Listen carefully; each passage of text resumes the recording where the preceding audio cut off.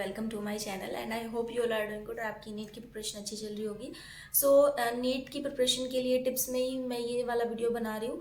So basically ये video जिस topic पर है वो है कि बायो में हम क्या होता है कि बायो में एनसीईआरटी को बहुत ज़्यादा इंपॉर्टेंस देते हैं एंड डेफिनेटली देनी भी चाहिए। बट क्या ओनली एनसीईआरटी पढ़ने से आपकी बायो में 360 आउट ऑफ 360 या फिर 350 प्लस मार्क्स स्कोर हो सकते हैं क्या? एक्चुअली अगर पेपर बायो एनसीईआरटी पर फोकस करके आ जाए तो हो भी सकते हैं, बट आई कैंट अश्योर कि आपके मार्क्स स्कोर हो सकते हैं इतने सिर्फ एनसीईआरटी की रीडिंग करने से, एनसीईआरटी को ना समझने से या फिर एनसीईआरटी के बाहर के कुछ पॉइंट्स ना देखने से। सो वन थिंग इज कि बायो की एनसीईआरटी बहुत ज़्यादा इंपॉर्टेंट है। मैं आपको सजेस्ट करूंगी कि बायो की एनसीईआरटी आप रीड कीजिए और बार बार रीड कीजिए और उस पर ही फोकस कीजिए।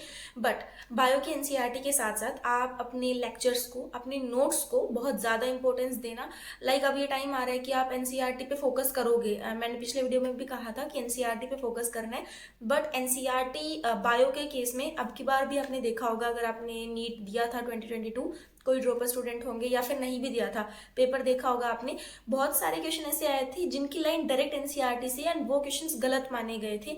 मेरे खुद के 2 क्वेश्चंस उसमें बायो के गलत हुए थे, इसलिए बायो मेरा थोड़ा सा स्कोर कम था।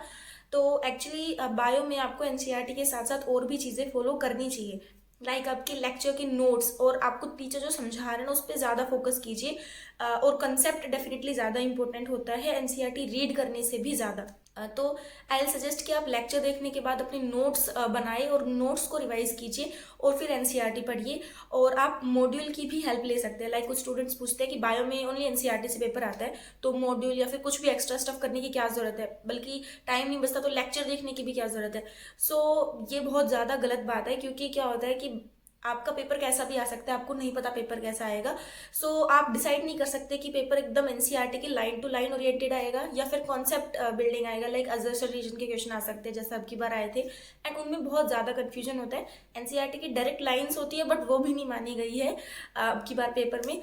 सो आई विल सजेस्ट कि आप मॉड्यूल और अपने लेक्चर्स पे भी फोकस कीजिएगा एनसीईआरटी के साथ साथ। सिर्फ एनसीईआरटी पे स्टिक नहीं कीजिएगा।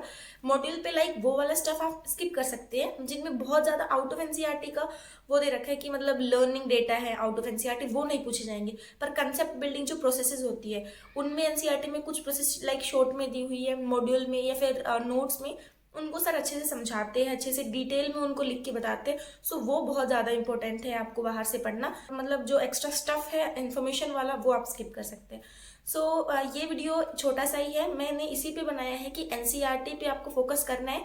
बट आप अभी से या फिर कभी भी अपने लेक्चर्स की नोट्स या फिर मॉड्यूल की प्रोसेसेस जो है वो मत स्किप कीजिएगा, क्योंकि पेपर कैसा भी आ सकता है, मैंने आपको बता दिया है। Thank you so much for watching this video. If you like this video and you are agree to my thinking actually, so आप please like, share and subscribe to my channel and stay updated to my channel. Thank you.